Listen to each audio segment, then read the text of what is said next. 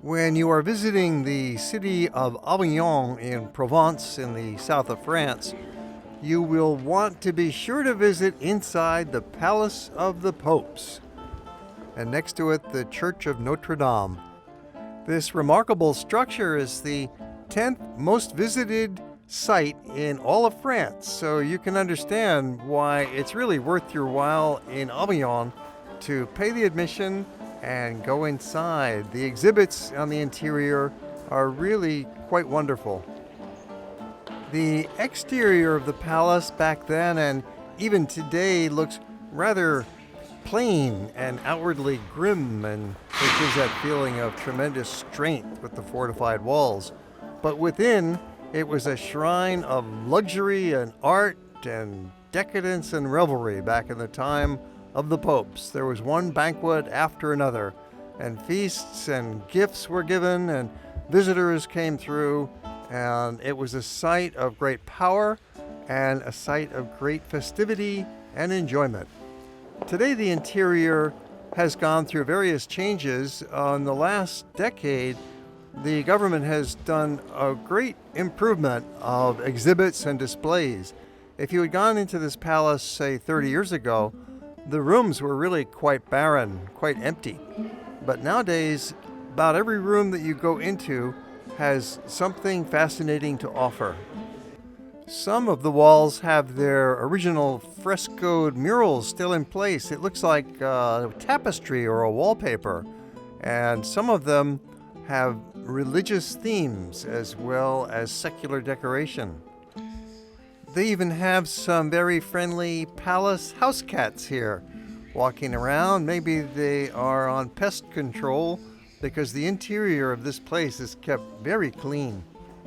Since 1995, the palace was classified as a UNESCO World Heritage Site, along with the rest of the historic center of Avignon. This great palace was constructed at the beginning of the 14th century because the Pope was French. Of course, the Pope had always lived in Rome for more than the first 1,000 years of the Church, but in 1305, a Frenchman was elected Pope, and that was Clement V, and he did not want to leave France and move to Rome, and for various political reasons, he established his papacy in Avignon, and 7 popes served from Avignon, all of them French, until 1377, when the papacy returned to Rome. The building was constructed in various phases, and actually it began as a palace before the popes ever got there by 1252. And when the popes came in 1309, the construction began on this magnificent assemblage.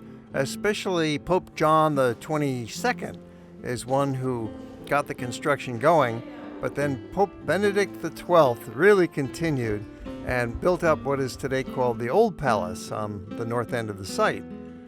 And a few years later, succeeded by Clement VI, who was the other great builder pope, and he expanded to form what is now known as the New Palace on the south side. As you walk through, it all seems quite unified as one very large and cohesive space filled with harmony and grand Gothic features with rib vaulting, massive thick walls, and high windows, and resulted in what is today considered the largest Gothic palace in all of Europe. It's really worth walking up to the rooftop observation deck.